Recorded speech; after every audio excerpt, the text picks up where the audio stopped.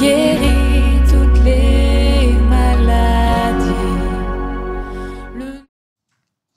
Chers internautes du peuple de Dieu, d'ores et déjà, je vous remercie bien sincèrement d'être avec nous encore aujourd'hui. Nous allons considérer un seul verset dans la Bible, la parole infaillible de Dieu. Jean 11, 35. Jean 11, 25. Jean 11, 25. Jésus lui dit, « Je suis la résurrection et la vie. Celui qui croit en moi vivra, même s'il meurt. » Et donc, le sujet. Jésus, la résurrection et la vie. Jésus, la résurrection et la vie. La vie est éphémère et courte. Un jour ou l'autre, elle connaîtra, bien sûr, son aboutissement. En fait, le genre humain sait pertinemment que la vie est très courte. Tout être vivant qui occupe cet espace, la terre, le laissera un jour sans même le vouloir. L'air que nous respirons, l'eau que nous buvons, le mouvement et le bien-être sont temporaires. Tout ce qui fait notre bonheur, le ciel, le soleil, reste et demeure au sein de l'univers, tandis que nous disparaissons. N'oublions jamais, au grand jamais, que le souffle qui nous ouvre à la vie est un emprunt. La Fontaine dit, « Petit poisson deviendra grand, pourvu que Dieu lui prête vie. » Il est écrit, « L'homme est semblable à un souffle. Ses jours sont comme l'ombre qui passe. Malheur à celui qui oublie que tout paraît et tout disparaît. Il est un impératif divin que l'homme se réveille de son sommeil et confronte la réalité. Y a-t-il un homme qui puisse vivre et ne pas voir la mort, qui puisse sauver son âme du séjour des morts? La réponse est non. Un non sec. Psaume 89, verset 49. Un homme, terme générique renvoyant à la fois homme et femme. Ici, il est question de la mort physique. Nous mourrons tous. De facto, nous sommes condamnés à la mort. Il y a un point que les athées sont d'accord avec les croyants. C'est la mort. Justement, les athées savent que la mort existe. Je crois que la mort met fin à tout. Parole d'un athée. La mort n'est pas une personne. Non seulement elle n'est pas une personne, elle emporte aussi dignité et richesse. Elle sépare les familles et les amis. L'homme s'évertue, l'homme s'efforce à tout, à tirer profit et à se faire un nom sans se soucier du jour où il doit tout laisser en arrière. Malheur à celui qui travaille ardemment pour acquérir des richesses sans penser à son éternité, sans penser à savoir comment protéger son âme contre la mort. Que sert-il à un homme de gagner tout l'univers, tout le cosmos, s'il perd son âme? Marc 8, verset 36. Je ne dis pas qu'un chrétien ne doit pas être riche. Non. 1000 fois non. Abraham, Isaac, Jacob, Salomon, Ézéchias et d'autres serviteurs de Dieu ont eu des richesses et de la gloire en abondance. La mort fait des dégâts chaque jour. Mais combien d'hommes se préparent? C'est à nous de nous préparer en conséquence. La mort ne surprend jamais l'homme sage. Il est toujours prêt. Sommes-nous toujours prêts à mourir? À cause du péché, la mort se propage dans toute l'humanité. Les hommes de tous les pays, de toutes les civilisations et de tous les et de toutes les races sont frappés par la mort. Et ceci à toutes les heures du jour et de la nuit. Il n'y a pas une seconde qui s'écoule dans l'horloge du temps sans qu'il n'y ait une foule immense à entrer dans leur dernière demeure. Pourquoi? Car le salaire du péché, c'est la mort. Le salaire du péché, c'est la mort. Mais le don gratuit de Dieu, c'est la vie éternelle en Jésus-Christ, notre Seigneur. Maintenant, le vocable vie. La vie dans ce monde est un bien précieux et elle doit être vécue pour Dieu plutôt que pour soi-même. Les priorités établies dans la vie présente déterminent le destin de chacun dans la vie future. Vivre uniquement pour des avantages temporaires produit la perdition éternelle. Vivre seulement pour le plaisir du moment présent signifie perdre l'avenir. Ainsi donc, chers internautes, chers bien-aimés, il est absolument nécessaire de placer Dieu et le Christ au centre de notre existence terrestre actuelle, car cela déterminera pour chacun de nous la relation éternelle avec la vraie vie dans son sens final. Notre vie ne tient qu'à un fil. Mais tant qu'il y ait de la vie, il y a encore de l'espoir. L'espoir fait vivre. Malgré les difficultés, nous pouvons toujours espérer en l'Éternel des armées. Frères et sœurs bien-aimés, en pleine angoisse, ne perdez jamais l'espoir.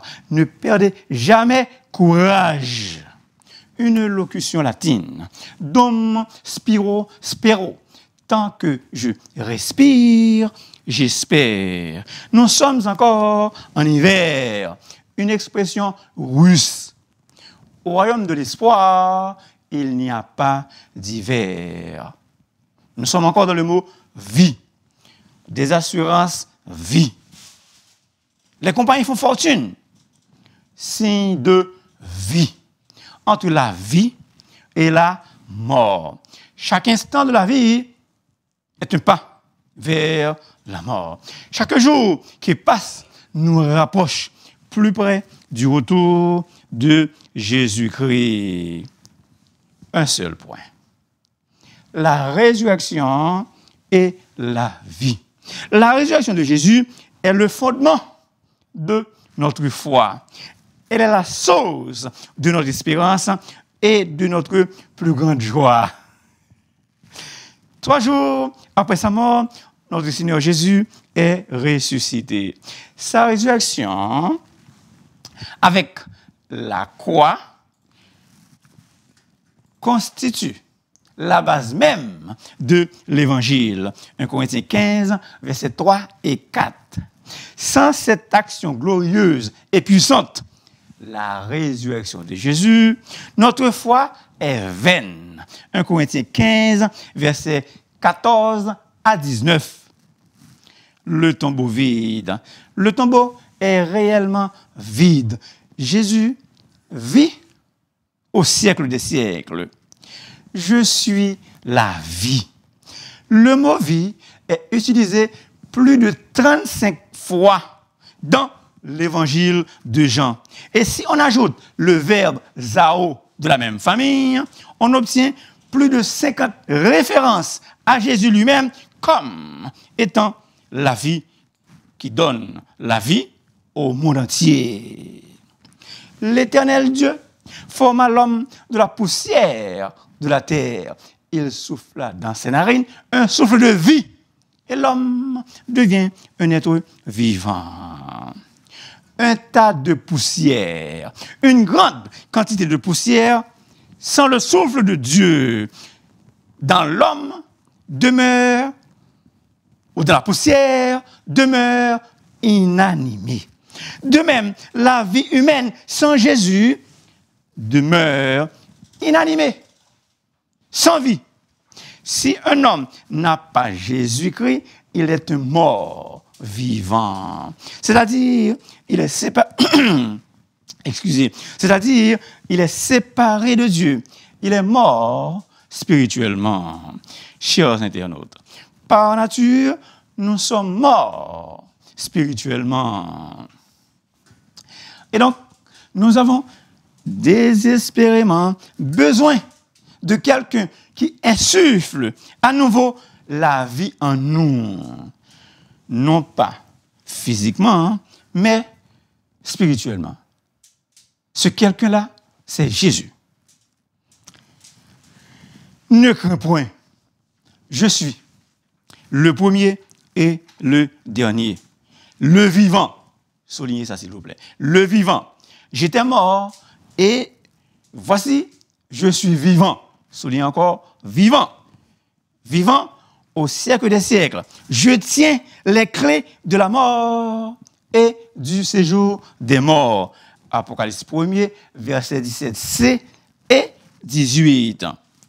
Les femmes, saisies de frayeur, baissèrent le visage contre la terre, mais les deux hommes leur dirent, « Pourquoi cherchez-vous parmi les vivants celui qui est mort? » Pourquoi cherchez-vous parmi les morts celui qui est vivant? Luc 24, verset 5. Bien-aimés, Jésus-Christ est vivant au siècle des siècles. Il tient les clés de la mort et du séjour des morts. Il détient tout pouvoir entre ses mains. Le pouvoir sur la vie et le pouvoir sur la mort. En réalité, Jésus a un pouvoir sur tout l'univers. Tout pouvoir lui a été donné dans le ciel et sur la terre. Ainsi, peuple du Seigneur, ne craignons rien, car rien ne peut nous nuire. Ne craignons point, rien ne peut nous nuire. Je suis la résurrection et la vie. Cette grande déclaration a été prononcée dans le contexte de la mort de Lazare. Il s'agit donc d'une mort réelle. Il ne s'agit donc pas d'un coma. Lazare était mort depuis 4 jours et il sentait déjà. Il sentait déjà. Mais Jésus, par la puissance de son pouvoir, par son grand pouvoir, son pouvoir universel, va ressusciter Lazare. Cette résurrection prouve de manière frappante, de manière saisissante, que Jésus est la résurrection et la vie. Jésus, à ce moment-là, consolait les deux sœurs, Marthe et Marie, versets 17 à 37. Que Jésus, à cause de son grand amour, vous console, vous réconforte si vous êtes en train de passer un moment difficile. Placez toute votre confiance en Jésus. Confiez-vous en l'Éternel, comme Ézéchias qui avait mis toute sa confiance en l'Éternel des armées, le Dieu d'Israël. Il mit sa confiance en l'Éternel, le Dieu d'Israël, et parmi tous les rois de Juda qui vinrent après lui ou qui le précèdent, il n'y en a eu point de semblable à lui. Maintenant, la récompense. L'Éternel fut avec Ézéchias, qui réussit dans toutes ses entreprises. 2 Rois 15, 2 Rois 18, versets 5 et 7. Si vous êtes mort avec des problèmes, Faites confiance à Jésus de tout votre cœur, de toute votre âme et de toute votre force. Jésus peut nous ressusciter même dans nos problèmes. Devant le tombeau, il a dit, ôtez la pierre. Marthe, la sœur du mort, lui dit, Seigneur, il sent déjà. Il y a 4 jours qu'il est là. Jésus lui dit, ne t'ai-je pas dit que, sais-tu quoi? Tu verras la gloire de Dieu. Peuple de Dieu, si nous croyons, nous verrons la gloire de Dieu. Plus fort que la mort, c'est qui? Plus fort que la mort, c'est Jésus, le Nazaréen.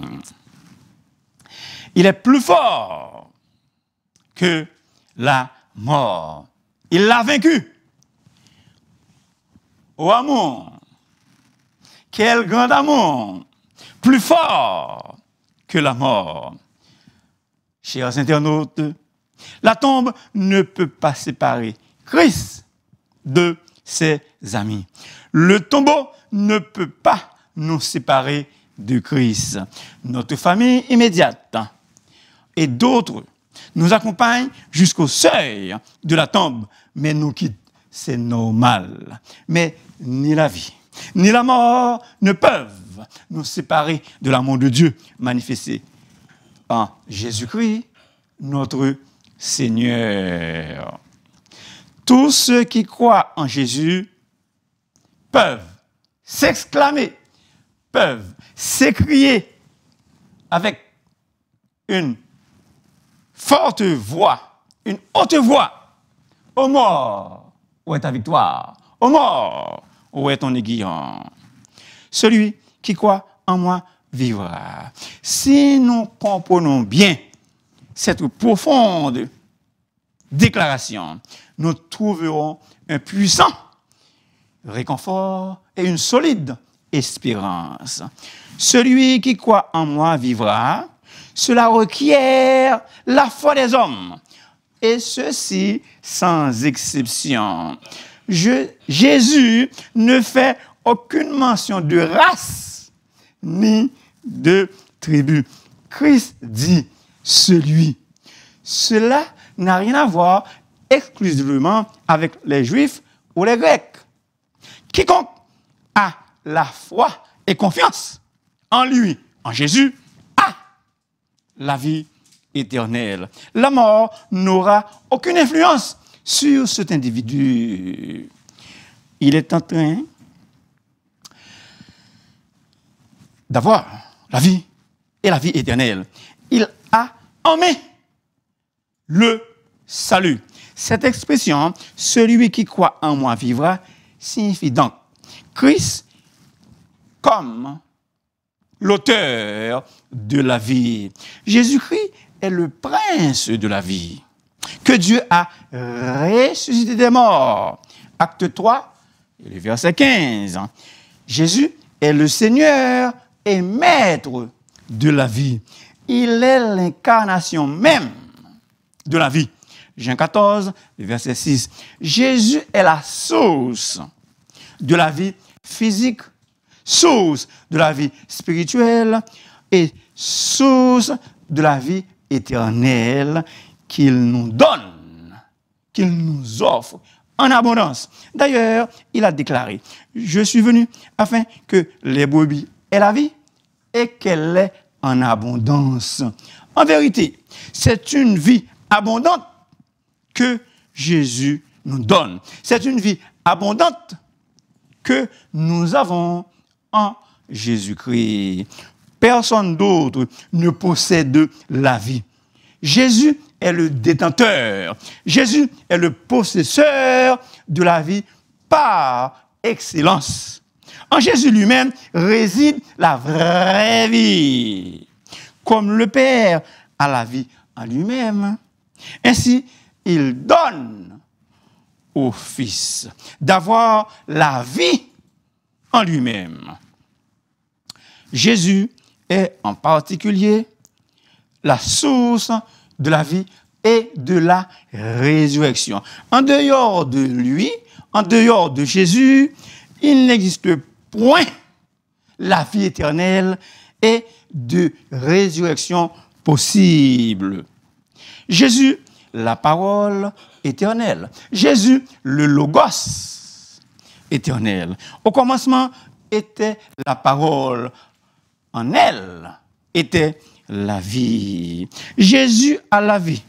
Et donc, il peut la donner. Le Père même, parce que je donne ma vie. C'est Jésus qui parle. Le Père même, parce que je donne ma vie. Dieu est la vie. Deutéronome 5, verset 25. Jésus-Christ est la vie. Jean 14, verset 6. Tout ce qu'il demande, tout ce que Jésus-Christ demande, c'est d'avoir la foi en lui. Celui qui voudrait vivre éternellement n'a qu'une seule chose à faire. Croire en Christ, et cela suffira pour hériter la vie éternelle. Christ garantit la vie éternelle à celui qui l'accepte comme son sauveur, comme son Dieu, comme son rédempteur. Et comme Moïse éleva le serpent dans le désert, il faut de même que le Fils de l'homme soit élevé afin que quiconque croit en lui ait la vie éternelle. Serpent, symbole de la médecine. Jésus peut nous guérir. Serpent, symbole de la médecine. L'histoire du serpent de bronze ou du serpent d'airain est racontée en Nombre 21, versets 8 et 9. Le serpent de bronze a été un moyen de salut pour les Israélites dans le désert. De même, Jésus, élevé sur la croix, offrira la vie éternelle à tous ceux qui mettront, qui placeront leur confiance en lui. En vérité, amen, amen, oui, oui, je vous le dis, celui qui croit en moi a la vie éternelle. Oui, la confiance et foi en Jésus est le seul moyen de recevoir le pardon de nos péchés et la vie éternelle. Car c'est par la grâce que nous sommes sauvés, par le moyen de la foi. Et cela ne vient pas de nous. C'est un don de Dieu. D'ordinaire, la vie mortelle s'anéantit et disparaît. Mais la vie que Jésus nous donne ne disparaîtra jamais. Cette vie ne prendra jamais fin. Bob Marley, ambassadeur du mouvement Rastafari. Ces dernières paroles ont été: on n'achète pas la vie avec de l'argent. Mon cher ami, ne te laisse pas la mort t'engloutir, tandis que Dieu t'offre la vie éternelle en son Fils Jésus-Christ. Même s'il meurt, exprime que tout homme est sujet à mourir, c'est-à-dire de passer d'un lieu à un autre, d'où il ne reviendra jamais. Tout homme s'en va vers, ou bien par le chemin de toute la terre. 2 Samuel 2, verset 2. Mais la terre est impuissante pour retenir celui qui vit en Jésus. La terre ne peut en aucune façon retenir celui qui croit en Christ et qui l'accepte comme son Seigneur. Cette parole est certaine. Si nous sommes morts avec Christ, nous vivrons aussi avec lui. 2 Timothée 2, verset 11. Est-ce que vous êtes là? qu'on ça la mort, gain pour le venir. Mais toutefois ça, c'est pas mourir. Avec Jésus, nous d'ailleurs, pas gain la mort. Avec Jésus, pas gain la mort. Nous d'ailleurs, avec Jésus, pas gain la mort. C'est fait manger, ouvrir là-bas. À vrai dire, la qualité de vie du croyant est telle qu'il ne mourra jamais spirituellement. En vérité, je vous le dis, celui qui écoute ma parole et qui croit à celui qui m'a envoyé a la vie éternelle et ne vient point en jugement, mais il est passé de la mort à la vie. Jean 5, 24. Même s'il meurt, celui qui croit en Jésus est passé de la mort à la vie éternelle. Mon nom passé de la mort, de mourir, qu'on y a venu, gain, ou bien gain, forever, pour toujours, la vie éternelle. La mort physique ne peut pas mettre fin à sa vie spirituelle. Pour l'apôtre Paul, Christ est sa vie. Et la mort lui est un gain. Le Dieu d'Israël a été puissant pour délivrer son peuple de l'Égypte. Mais Jésus est tout puissant pour nous délivrer même de la mort. Même si nous devons mourir, certes, nous allons tous mourir, à moins que Jésus ne revienne avant. Même si notre corps devra passer un certain temps dans le tombeau, mais notre âme continuera de vivre avec Jésus, qui côté? Ou dans le ciel. Pour le croyant, la mort physique est une transition vers la vie éternelle.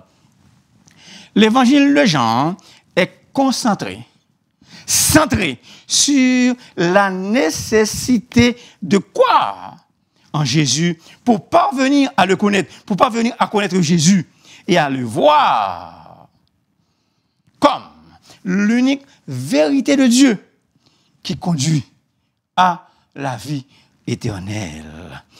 Ces choses, c'est Jean, dans son livre, qui a écrit. Ces choses ont été écrites afin que vous croyiez que Jésus est le Christ, le Fils de Dieu, et qu'en croyant, vous ayez la vie en son nom. Toute personne sans restriction peut avoir accès à la vie éternelle en ayant foi en Christ. Jésus exige, recommande une rencontre personnelle et totale avec lui. Pourquoi? Pour avoir la vie et la vie éternelle. Tel est le vrai sens du mot foi. Jean utilise le verbe croire, pisteio, 98 fois, afin de mettre en lumière, afin de mettre en exergue la nature dynamique du processus de la rencontre.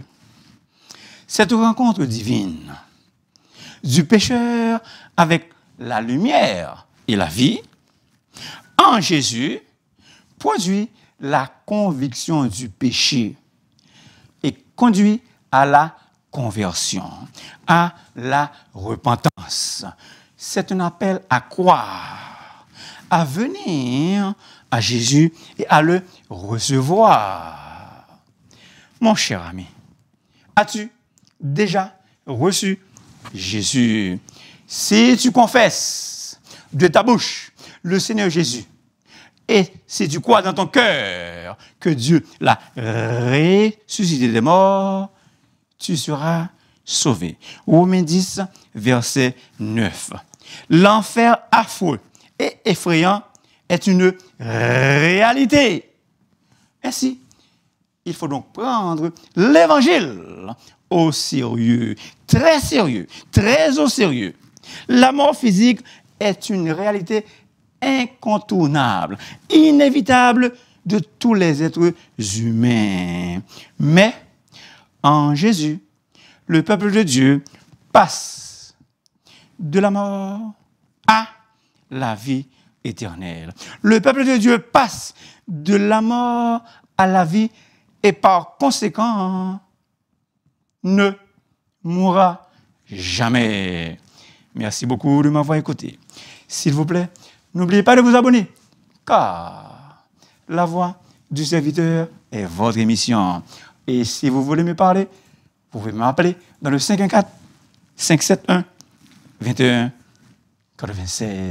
Peuple du Seigneur, peuple sauvé, chers internautes, soyez consolés, soyez réconfortés par la parole de votre Sauveur et Seigneur Jésus-Christ. Que Dieu vous bénisse, que Dieu vous bénisse, que Dieu vous bénisse.